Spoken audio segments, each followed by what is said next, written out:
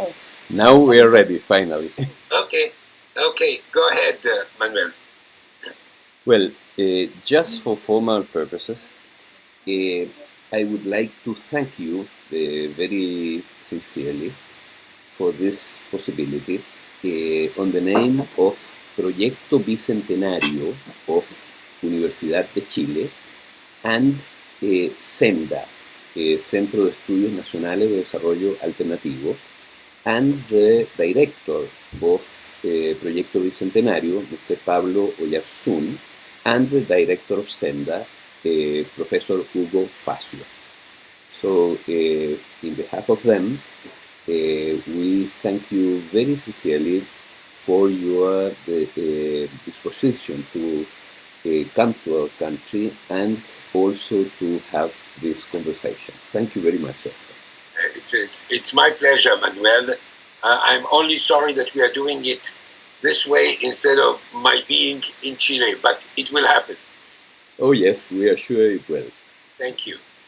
Well, we got acquainted with your work, mainly your book of 2004, Dismantling Democratic States, and we read it, and immediately we understood that what you were telling on this work was hugely important for our country.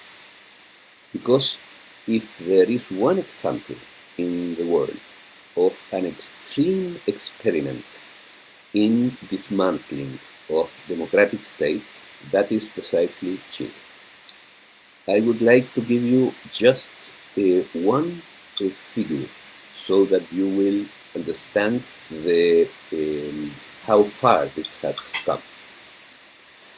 The employment in the state has fallen from circa 20% in 1970 to around 7% today. But the additional problem is that fully half of the civil service is not civil service in reality according to their contracts, because they have contracts on a yearly basis. So every year in December, half of the civil service does not know if their contracts will be renewed in the following year.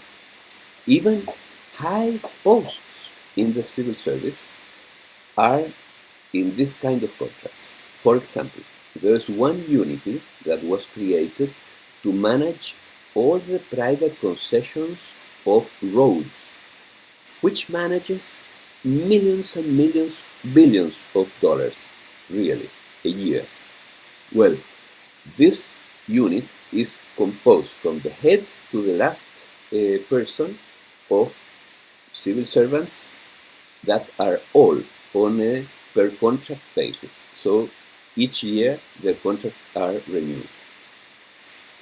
That is the state of how this experiment has affected our state. And then more recently, the problem in public universities has arisen, and as you well know, thousands of students have been marching through the streets during last year to reclaim the rebuilding of the public university and public tertiary education system. And then, studying the problem, we found that the idea of privatizing the public universities had the same consequences regarding the academics. Because the academics in Chile, they were mainly public servants until a couple of decades ago, or 3 decades. But then the public financing of universities, the direct financing for the institutions, fell terribly. For example, in 1990, 2 decades ago, in the main university, University of Chile, the public funding was about 70% of the total budget of the institution, about 70%. And today, it is less than 10%. In parallel, the student fees have risen accordingly, and the selling of services by the university has also risen a lot. But and most of the students' fees now, after the mobilizations, are financed by the state. So the state, in fact, gives the money indirectly through the students. But of course, the students get a liability over those fundings, because they have to repay them when they will be professionals, let's say. Well, but the direct funding has decreased from about 70% to 10%.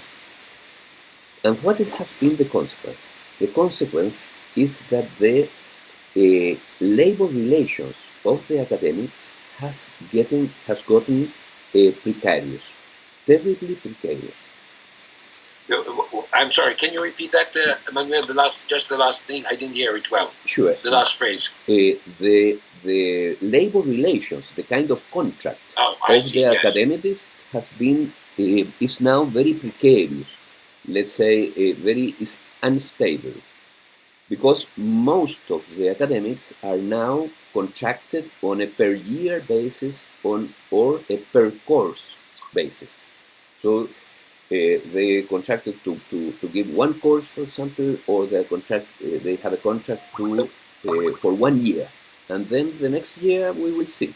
Perhaps they will get another contract, or perhaps not. Of course, do they Manuel, excuse me to interrupt you, just to ask you a question. Do they have a trade union that represents them or not? Yes, they do.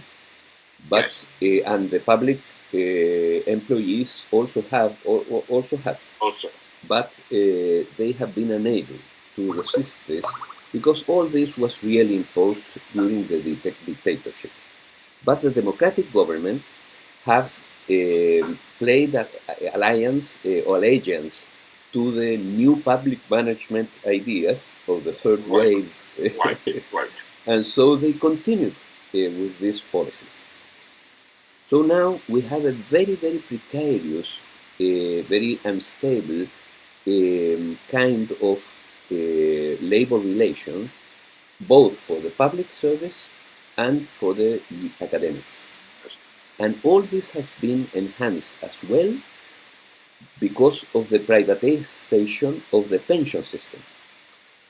Because part of the traditional, let's say, social contract of the state with its employees was that they would get a pension for life.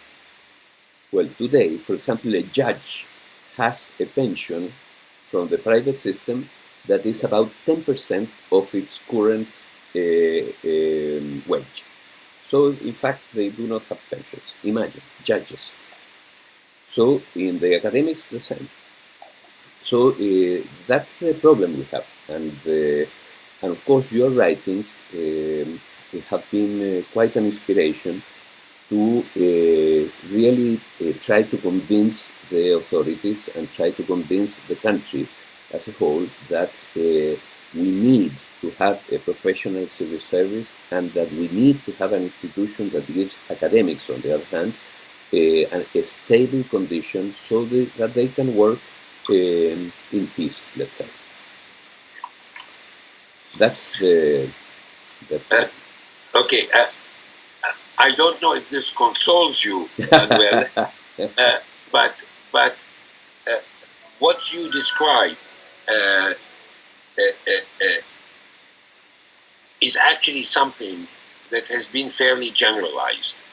For example, when you talk about the outsourcing, I mean, it's been going on for a number of years, of course, this NPM and so on. if you take a country like even New Zealand, or you take a country like Great Britain, they have gone very, very far in terms of the diplomatic corps of the United Kingdom outsources the giving of visas, for example, all over the world. So they have had a tendency to just, basically empty the state, if I can put it that way, and so on. And they keep going further and further in this direction. As you know, from my point of view, I think it is the most unfortunate thing that has been happening. And some countries have pushed it much further than others. And there seems to be no stopping them where that's concerned, I think. So that, in a way, I think, and of course Chile, which I've looked into a bit, has also gone extremely far.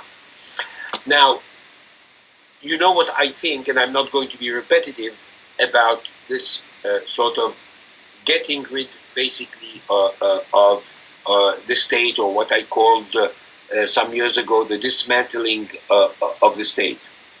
The state, for some reason, has come to have a very bad reputation, as you know. Oh, yeah. Politicians dump on it all the time. And not always to their own advantage, which is what makes it a bit of a, how should I say, a bit of a puzzle for me.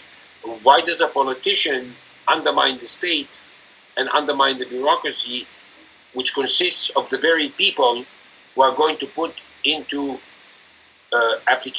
apply the programs that he's voting for? It kind of doesn't make any sense in a way. Okay, maybe there are some votes to be gained from attacking the bureaucracy, because the bureaucracy is associated with all kinds of things and so on and so forth. But the bureaucracy is actually not making the laws, and is not making the regulations most of the time. All expenditures are always voted by a parliament.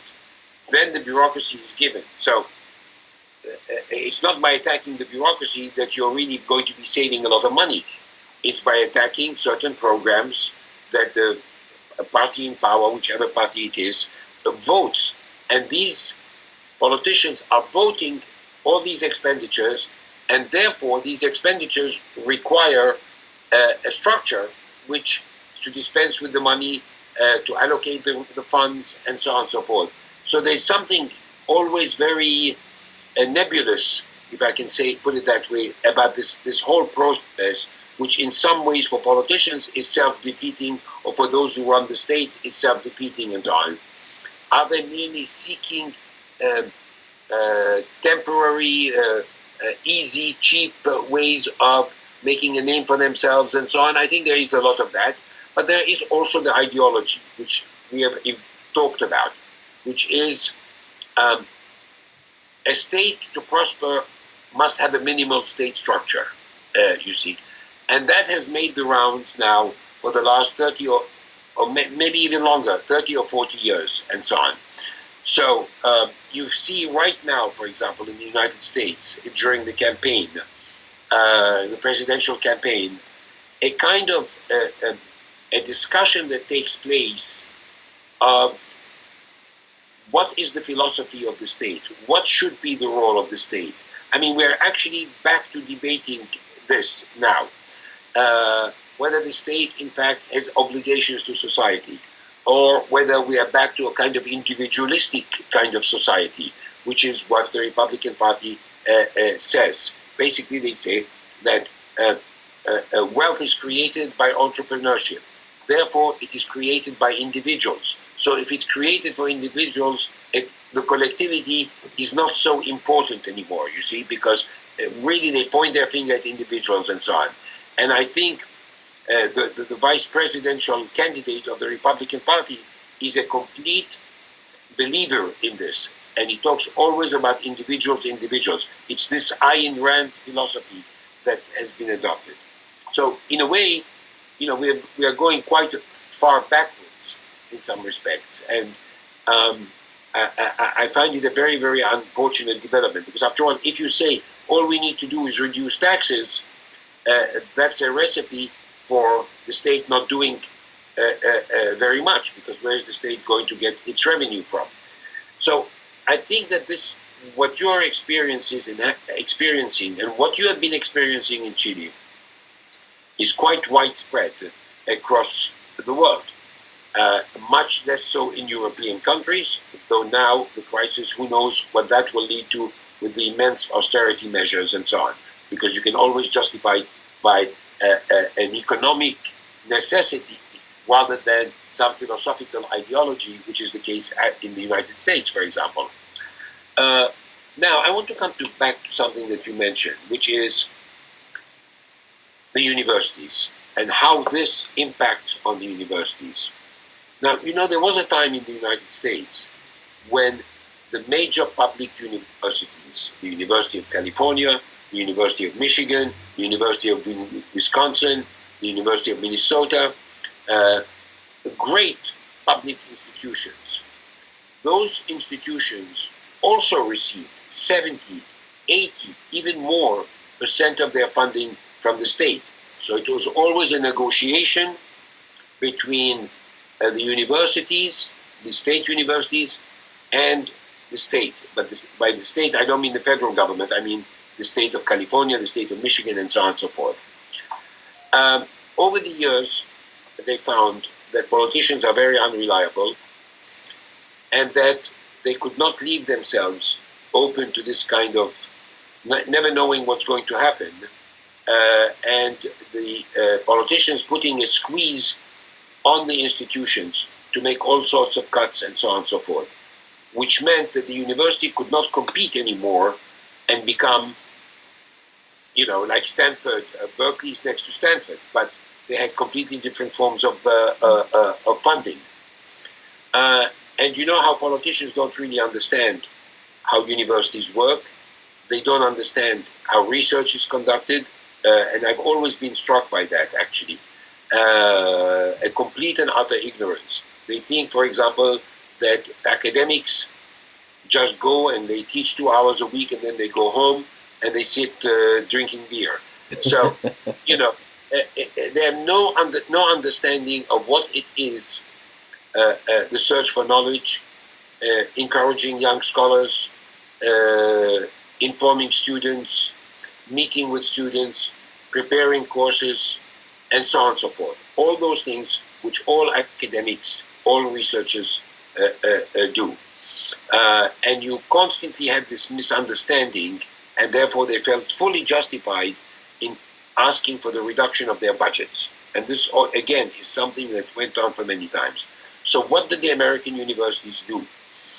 They decided that over the years, if they are to remain great universities, the big ones I'm talking about, and then they had to get out of this trap of being in the hands of politicians. They couldn't rely on them because the state might have financial difficulties. The first thing it would cut would be the universities. They found no sympathy or understanding on the part of the politicians. And so they undertook means themselves to keep the tuition as low as possible, although it has risen. They had to find ways to find revenue. So there was fundraising that they got into so that they could compete for good students, so that they could compete for the professors with Stanford, with Harvard, with Princeton, with Yale, etc., etc. And actually they succeeded. And they have also inversed, but it was something that the universities chose to do in the United States. For example, a place like Berkeley used to receive 80% more of its budget from the state. It now receives approximately 20%. And the same is true of almost all the other major public universities. But this was a policy to safeguard their competitive position and also to get out of this trap of depending on unreliable people, basically, you see. And it actually worked quite well, except now with all the difficulties of states, municipalities, and so on and so forth, there really isn't much more they can do. In other words, there isn't funds. The state always is important. In other words, the state, in one way or another, if you get a loan to go to the state university, the state backed the loan, for example. So without that, or there were all kinds of work-study programs. Who paid for that? The university paid for it, but it got the money from the state. So in some ways, the most private universities, the richest universities, in some ways also depend on the state, you see, because there are so many indirect ways of financing. For example, if you apply for a National Science Foundation grant, in sciences, the money is very, very substantial. It can be even several $100 million for NASA research, Defense Department, and so on and so forth. The university can take up to 100%. So if you apply for $1 million, you apply for $2 million. The million becomes a million because the other one goes to overhead to the university. And that goes into the budget, which allows other research to be funded. So really, in some ways, even the richest universities depend on the state. They cannot totally, but they have more leeway than would a university that's not so wealthy, and so on. So I think that I'm sure that in a place like Chile, where fundraising, as it is in many countries in Europe, by the way, they have always depended on the state. And therefore, for the state to pull out, obviously, is catastrophic. And so, while America has a different kind of tradition, and there are lots of people who went to these state places and are willing to fund them in some ways, I suspect that in Chile, as in Europe, the funds are not available outside the state. So when the state pulls out, you have a big gaping hole. And therefore, I can perfectly understand and sympathize with the situation that you described, and that, there doesn't seem to be a solution to it beyond the state. So when the state pulls out.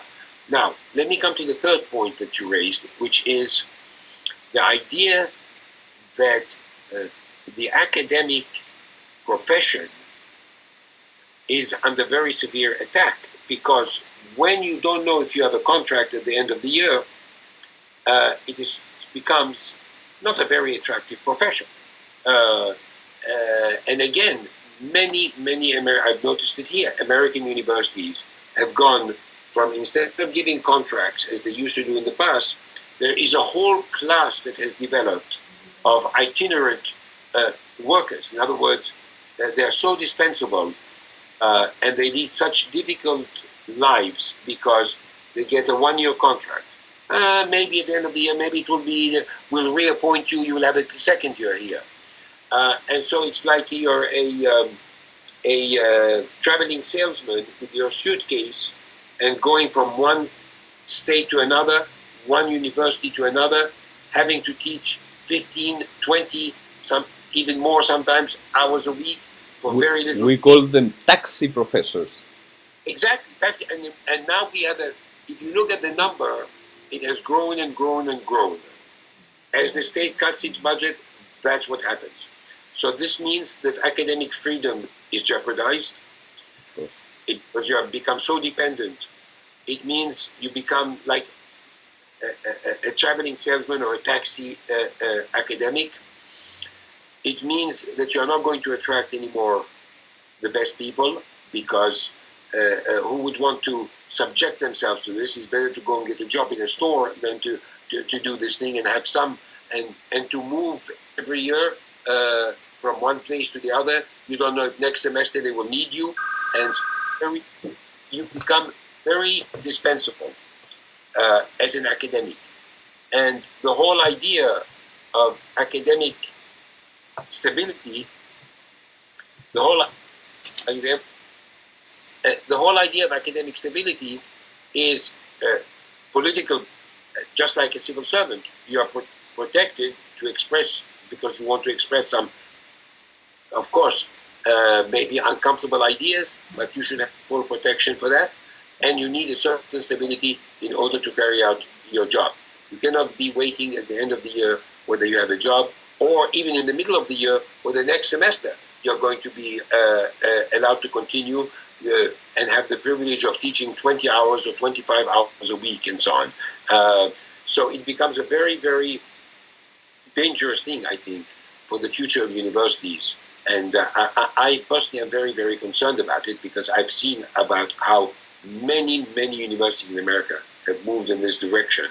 And they do not get any benefits, no health benefits, no payment into the pension, nothing. So they are cheap laborers. And I think it is one of the more dangerous developments that has been occurring in higher education.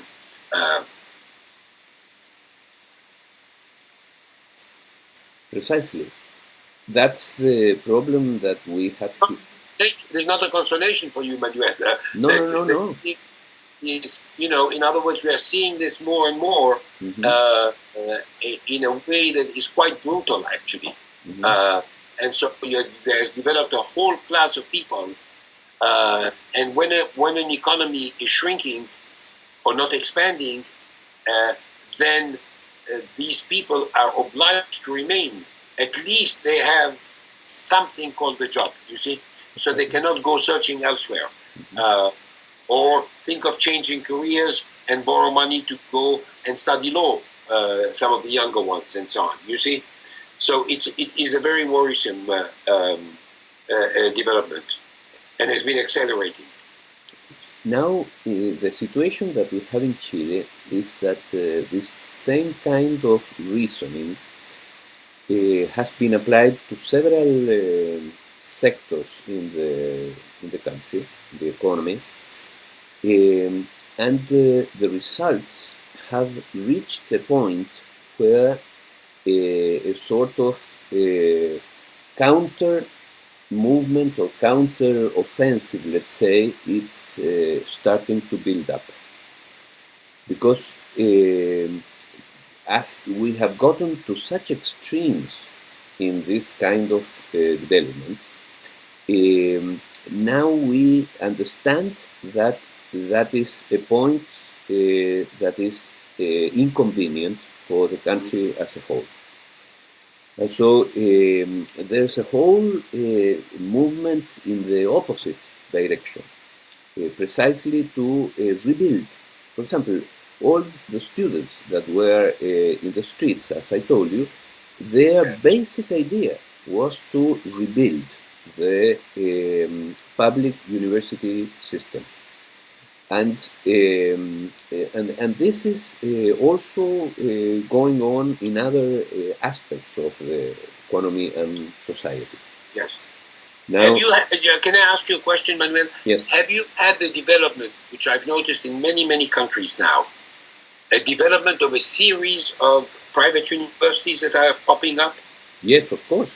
Yes. In the last 20 years, we have now about 60 universities, and that is about 10 times the the number of universities that we had before. And of course, all the research, all the publications, all the full-time academics that remain, they are all in the 6 universities that were so before this process.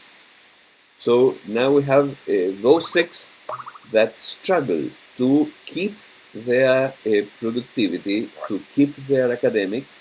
Meanwhile, we have all this huge number, 9 times as much, of other universities that do very well, because they all...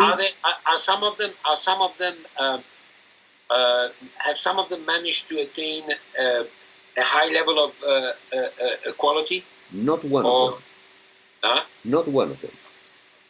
They are all... They're money-making machines. They are money-making machines on the basis of giving classes, with a very unstable kind of professors, with taxi professors, and with no research and with no kind of other activities. For example, let's say public concert teams,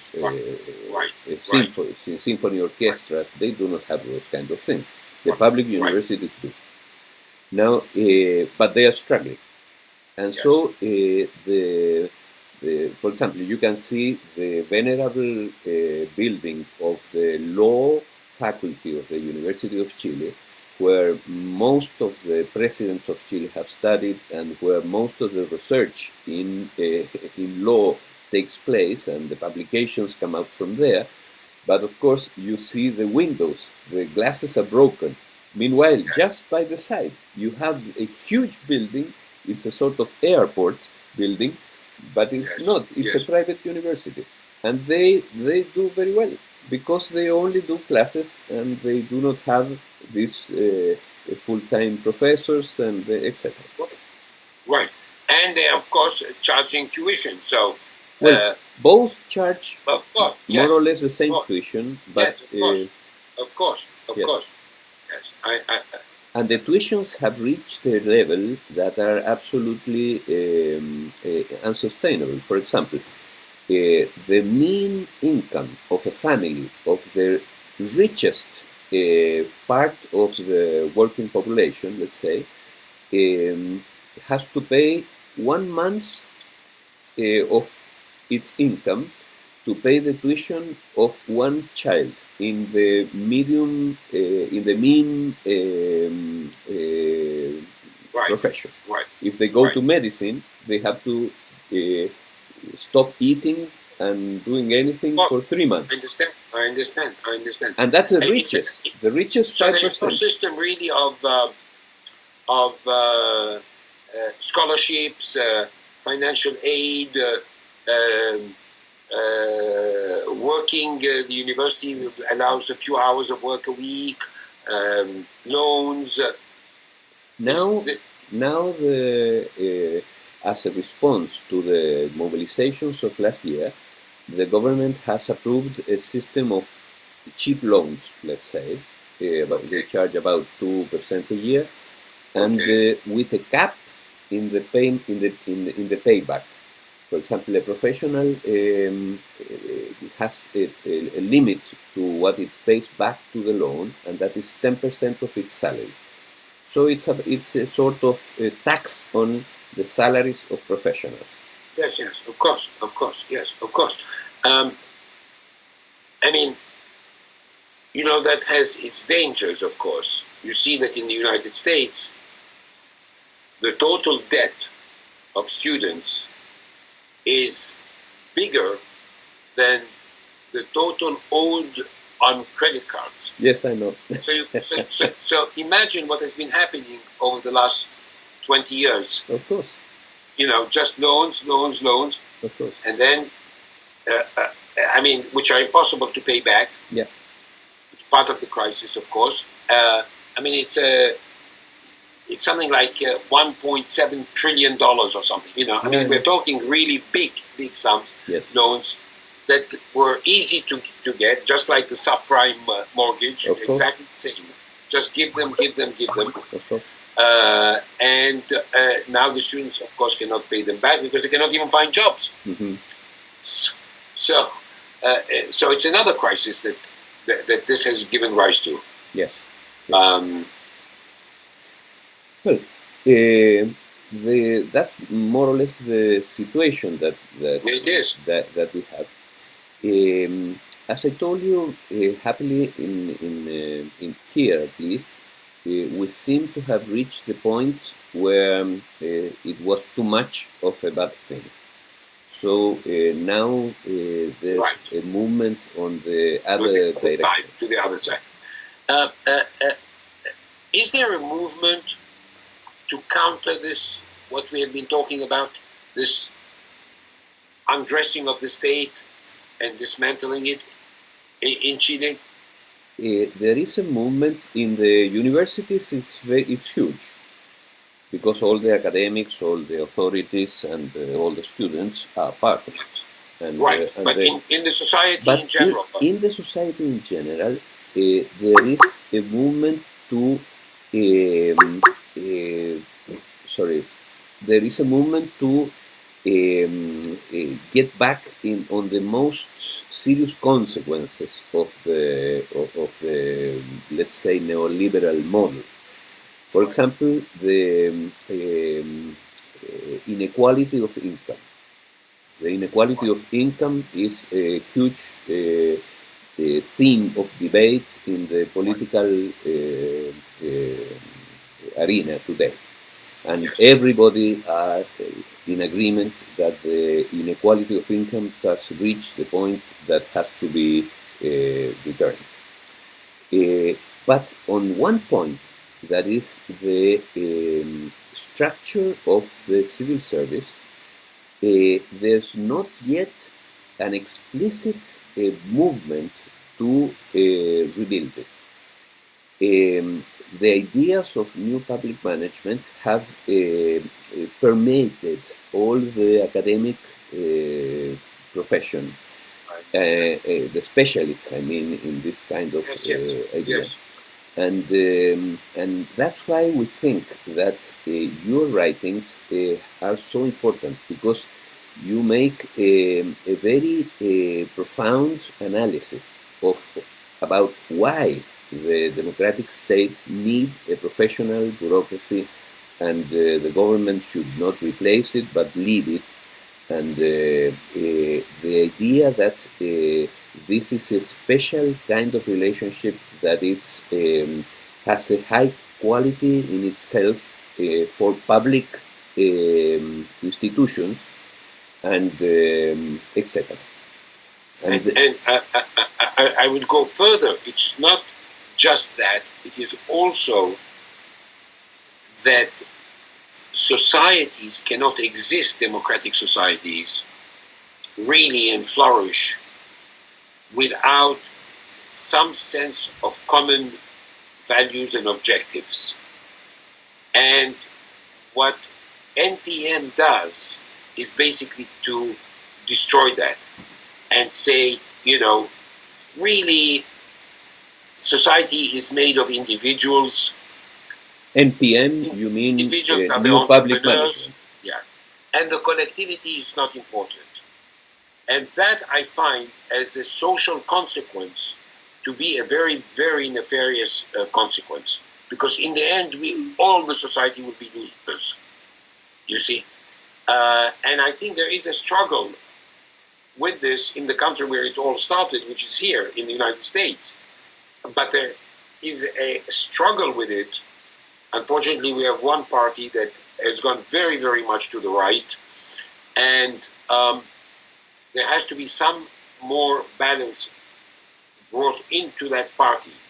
The only way that's going to come would be if Obama is re-elected, because then the Republican Party will have to say to itself, will have to rethink all of this, and will have to say to itself, look what's happened when we became so extreme.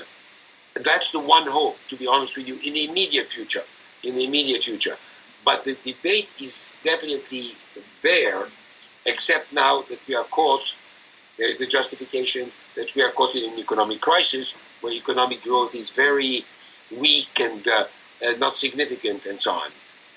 So, you know, in a way, when they say cut the deficit, what they mean is cut this program, cut that program, and so on. But that's the thing. So it's again, they benefit both when the economy is booming, we don't need to pay taxes, to also when there is a very difficult economic situation and say, well, you see, we can't spend money on this, we can't spend money on old people, we can't spend help young people, you see.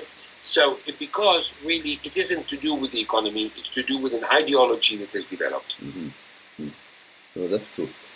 Now, in a certain sense, it seems that the growth of this ideology has a lot to do with the hypertrophy of certain economic sectors, the bankers, for example, yes, or the guys, the oil men and the miners, and yes, because they all sort of profit from these ideas that, from another point of view, seem quite mad. For example, the state has always been important for business, for example, for markets. But if you sort of have an anarchist ideas, some guys will profit, perhaps, but society as a whole will not.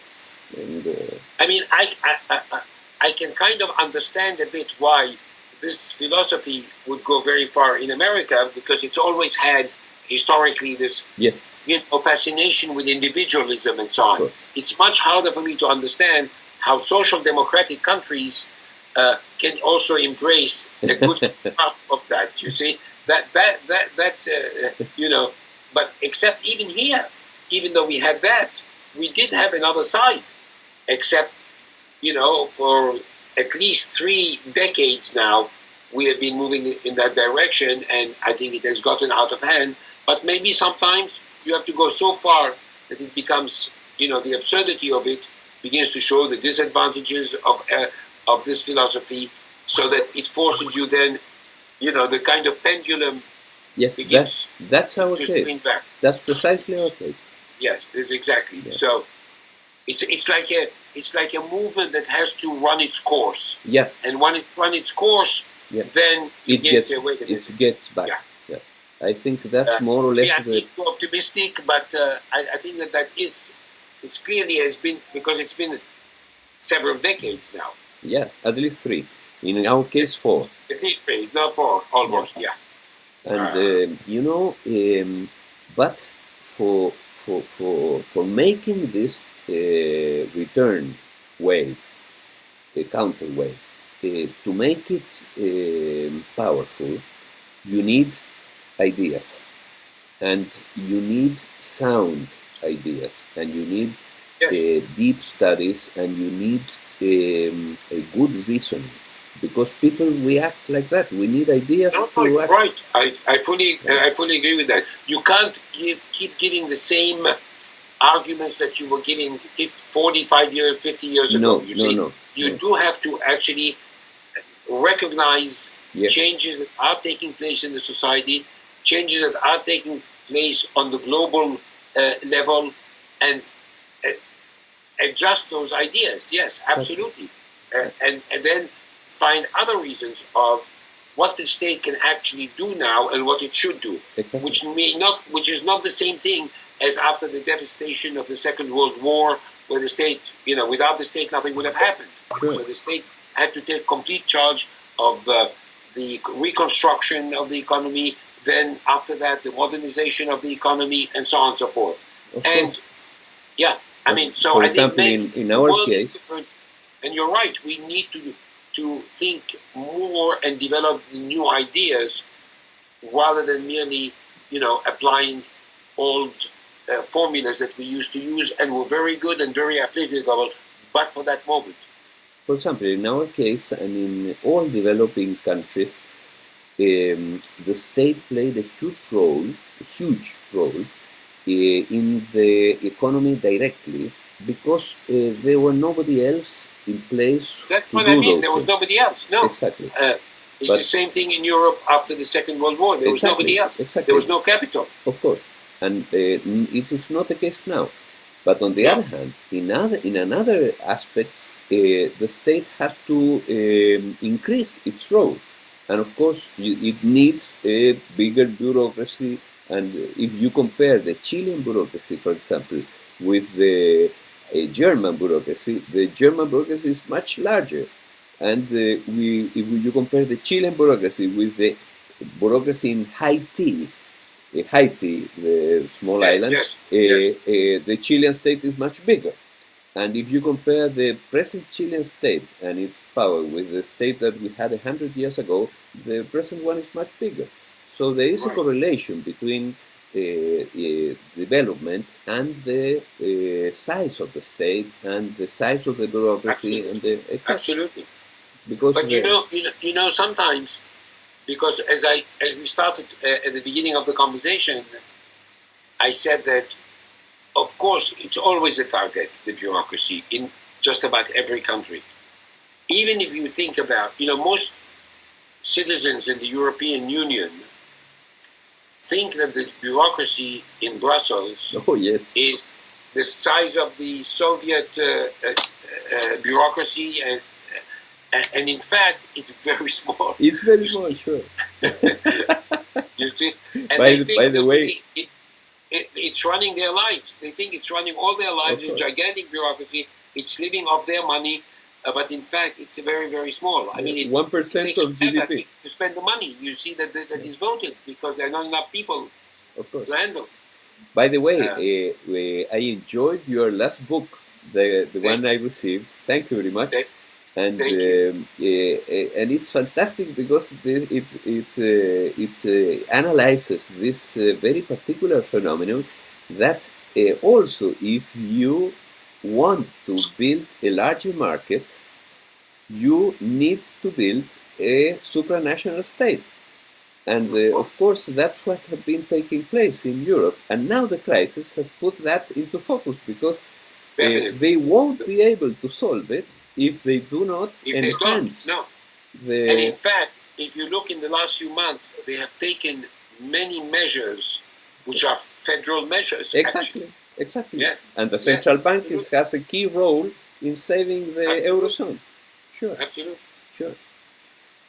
Well, I would have loved to be there with you. Oh, yes. But as I said, we will do it another time. And I think that your ideas are very, very, very useful, really, if I may say so, to give a solid foundation to this counterwave that now is rising in our country, and that I hope it will succeed in getting a more balanced conscience. But as you know, for some people, these are retrograde and bad ideas. Oh, sure. That's for what some I say. People, of course. Yeah. No, but that's a huge mistake, and you argue it very soundly, very well. And thank you very much for your work, and thank you for your time. Well. And I'm very much looking forward to seeing you in flesh. We will find a way to bring you here. We will definitely do it. Okay, it was a pleasure talking to you. And don't hesitate to edit it. Okay, I give you an embrace on the distance, but we hope to do that personally. Thank you so much, Manuel. Thank you. Thank you very much. We will check and we will send you the file. We will talk about it. Okay, great. Thank you very much, Manuel. Bye-bye. And please say hello to Lisa. I will. Thank you very much. You're so kind. Okay, bye-bye. Bye-bye.